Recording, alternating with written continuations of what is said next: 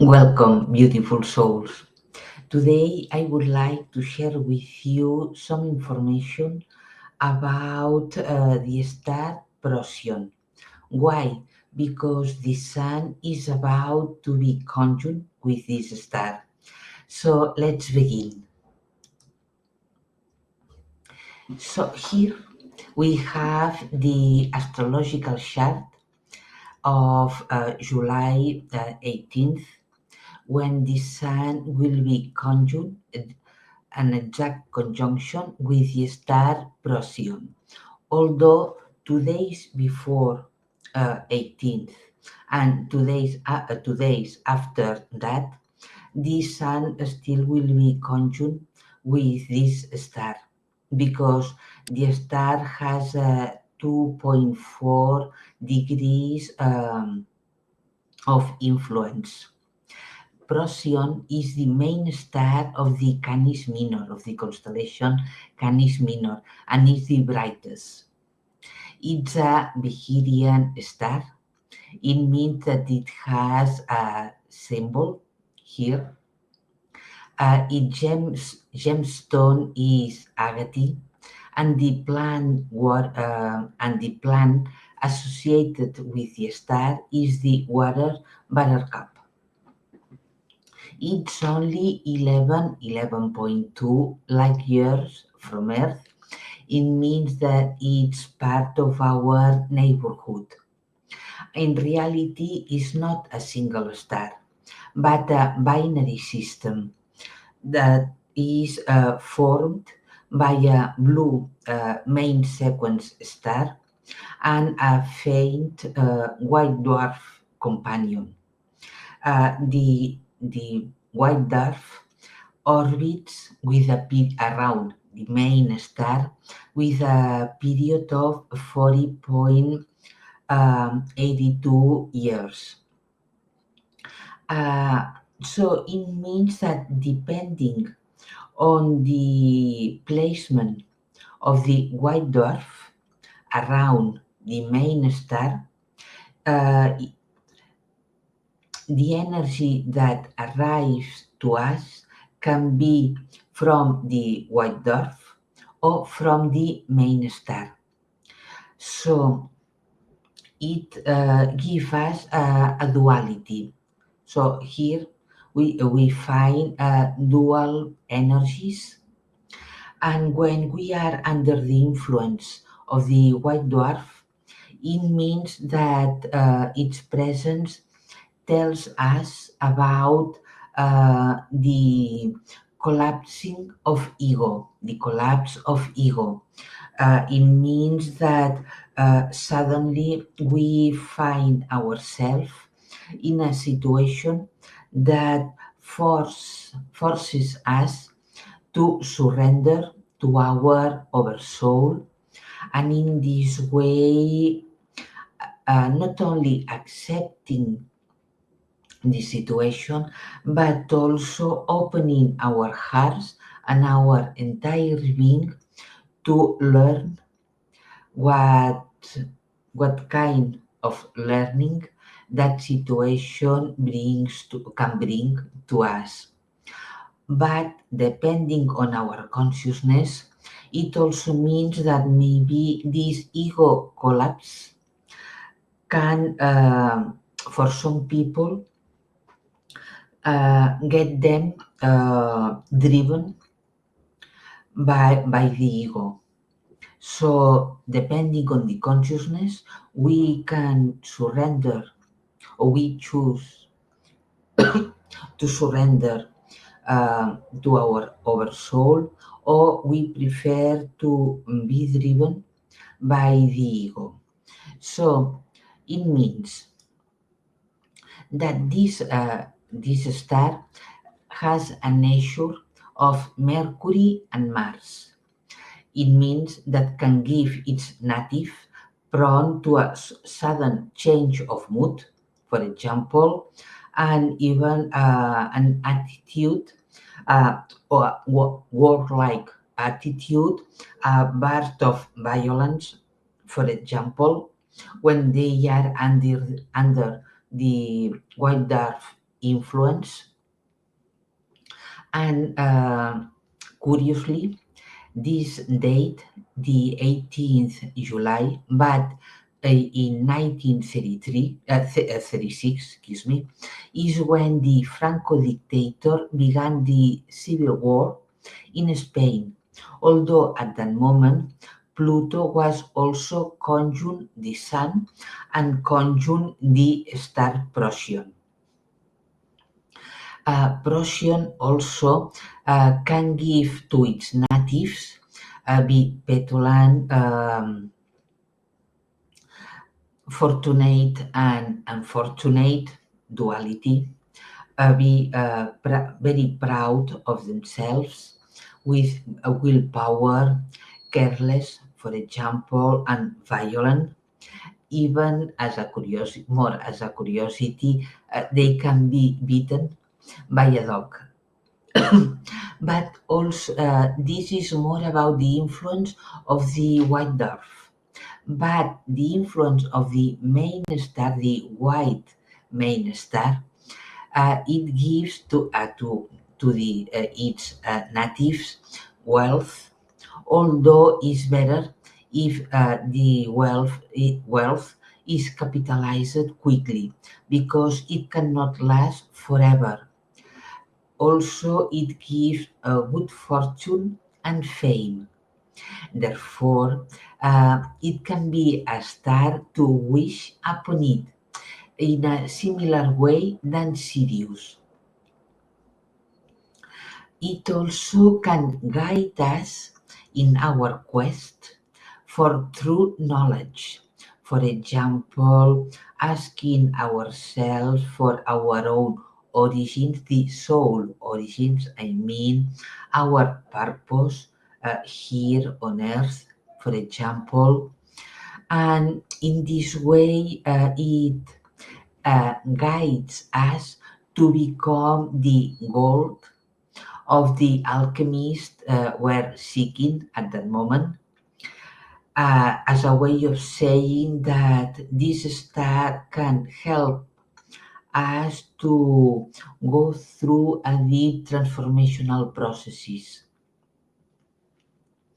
It, in reality, it emanates a lovingly Lightwarrior energy that protects and helps us to establish well delimited boundaries and be determined to defend our light essence if it's menaced. It also invites us to shine our own light, but also be prudent about it, knowing when to protect and withdraw our light and when to shine it openly. It reminds us that we are here with a purpose, and that it can help us to find it and let the let feel the purpose from within our hearts. But as all stars always, if we deny its energy or we connect it only from the ego, I mean arrogance, fear, hatred, for example, then we will twist its energy into its dark side. But as I say, is this happens with all stars. It depends if we are able and willing to receive their energies from our hearts, from yeah, uh, or as a channeling energies from our oversoul, as a way of saying, because in reality, each star represents a part of our own, as well as every one of us are a mirror in some way of each other. And it's the same for the stars. So it only depends on us if we want to receive their energy as part of us, or we prefer or we deny it because maybe we are not prepared to accept that energy. But the influence is upon us anyway. This star, in reality, Procyon, is the last of the sacred group of stars. The sacred group of stars, well, I wanted to record a video only explaining that, but at the end I completely forgot.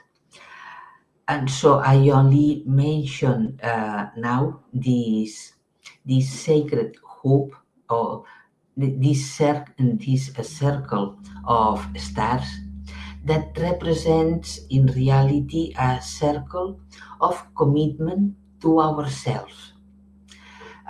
So in this way, within this circle, we can imagine a seed, a light seed that represents our creativity. And this seed, while the sun is traveling through this sacred hoop, the seed is growing, is developing, is transforming until and cannot be destroyed. In reality, although I haven't explained about the sacred hoop since the beginning when the sun began to enter it, or enter not, travel around it from Rigel, then the Pleiades, Capella, Castor and Pollux, Procyon, Sirius. But in reality, I have explained almost the meaning of all these stars. So in some way, we have traveled along the sacred hoop of stars. And in this travel, we can say this our seed of creativity has been developed, transformed, um, built up until the circle cannot hold it anymore, and the seed explodes in a conception of something new. When it explodes, now we can say when the sun is conjunct Procyon and ready to leave behind the sacred hoop of stars. So now it's time to reap that the seed of creativity is reaped, and we can understand it in some way, and in this way use this energy that that we have in reality built up from within our hearts little by little, while we were understanding, connecting with the energies of each one of the stars that form the sacred hoop of stars. And now we can use this energy for our highest good. Also, when the sun is traveling the sacred hoop of stars, it's a time to explore more our identity and potential, and awaken, as I said before, our creativity. It means that is a very powerful time. But which kind of beings live in Procyon? The first one are the Gimbo. The Gimbo are part of the Council of Five. I mean, the Orion Council. They are part of a civilization of 5D, but also some of its members are in 6D, and even a few of them have reached the 7D. They have great genetics, and they are really loving beings that are committed to help other species if needed, because they revere all forms of life. Some people say that they don't allow their souls to incarnate in other civilizations, or that they don't let other souls out from their own soul matrix to incarnate on them. But my experience says otherwise, because in reality, what happens is that they are very secretive. They treasure their children, they protect them a lot, but they protect also their entire civilization because of their past experiences when they lived in another planet. So their actual attitude is not something granted, but something they have learned from their own past, because previously they lived in the Cygnus constellation, and while there they lived a really violent war, although all wars are violent, that took place there. That war, not only some planets were destroyed, but also some stars explode. So, in particular, in their planet and their civilization were invaded by some Draco reptilians that instead of invading them directly or physically, as a way of saying, they preferred to infiltrate little by little their minds, and in this way to enslave them all. At that moment, the Gimbo, they were more humans and really focused on technology. So technology, more ego-driven, more power-driven, we can say, conquest of their own planet. And because of that, they were weak as humans here. And because of their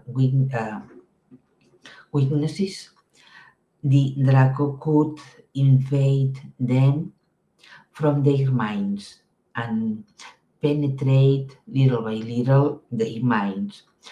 But some of the Gimbo at that moment realized what was happening, and sensing that they couldn't confront directly the Draco reptilians because the Draco were too powerful for them, uh, they decided to flee. They decided to flee, and in this way, well, first they protected themselves as much as possible, each one of them. The ones that realized that the mind invasion was happening. So they protected themselves. They cut the mind threats from the Draco, and then they flee. They fled to Procyon. In reality, they fled to another suitable planet, but far away from the Cygnus constellation. And after some years, wandering in the galaxy, they found a suitable planet in Procyon, and they chose it to inhabit it. The first thing they did at that moment was to create a protected environment, learning from their ego-focused behavior.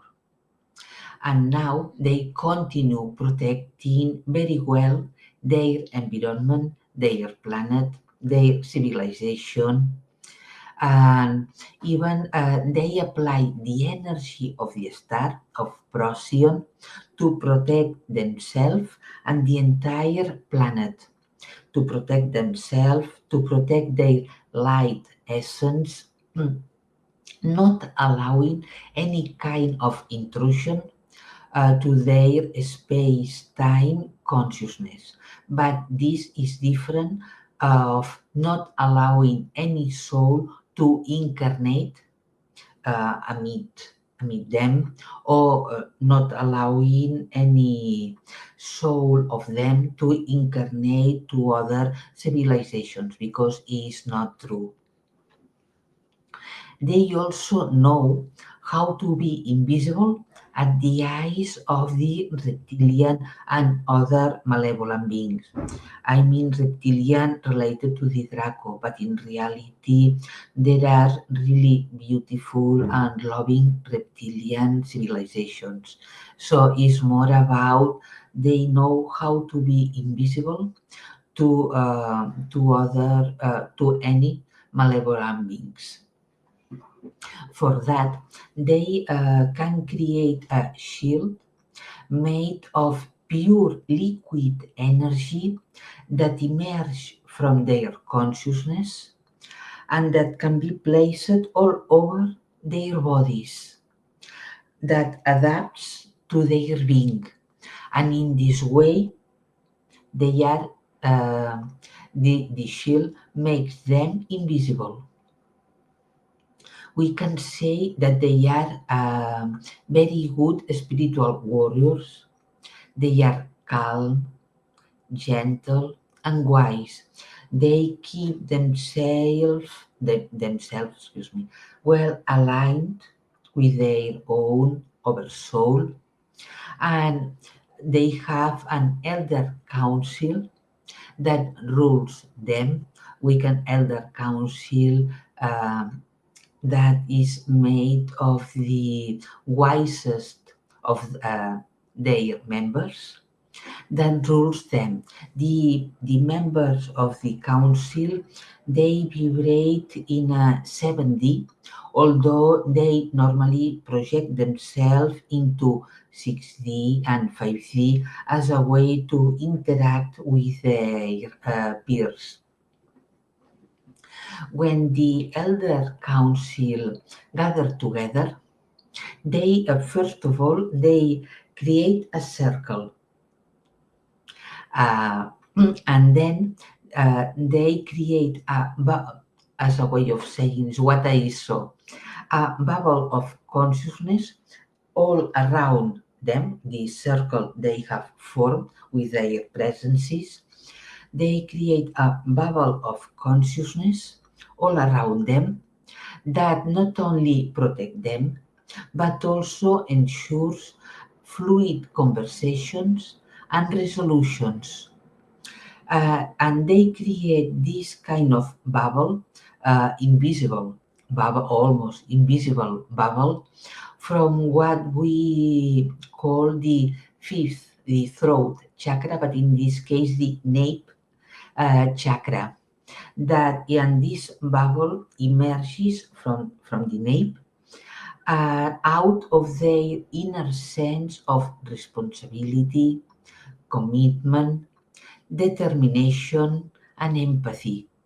So it's really beautiful to see and to perceive this inner sense of responsibility and commitment, not only to the council, to themselves, but to all their civilization, and in reality, beyond it, to the entire species of the galaxy if are needed. The Gimbo, and in particular the Council of Elders, is protected by the Urma. Their planet is not as abundant of life as the Earth, but has many different species of plants and animals, different bodies of water, but with a slightly different atmosphere than our own, because their atmosphere has less carbon and more silica. And also they have pets at their homes, as us, mainly dogs and cats. But in Procyon also there are other civilizations. One is a human colony that fled at that moment from Regal, where they have had established at that moment their habitat, and fled during the Orion Wars, and found here in Procyon their haven, we can say. But also there's a wolf civilization. This wolf civilization live or vibrate in a 5-6D. They are really big, much bigger than the wolf here on Earth. Uh, I can say that they are as big or even more than us. They are masters of time because, for example, they can open new silver timelines. I saw silver, in particular, silver timelines to help a soul to expand and learn more. It's like a silver cord that can be attached to your soul. In this way, they can create that, as I said, to help a soul to expand and learn more, and this way to step into a new timeline that is better for the soul.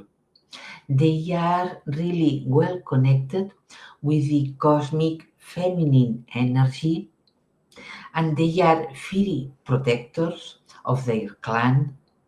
They are loving nurturers and caregivers, and really good guardians of their planet and the vibrant nature that lives there. This picture was made by my old daughter at that moment. She was at that moment 12 or 11 years old. 12, I mean. Yes. When I wrote a book, although it's only in Spanish, the book for this moment. But I wrote a book about wolves in particular because it was a moment in my time when all of a sudden I felt myself as a wolf.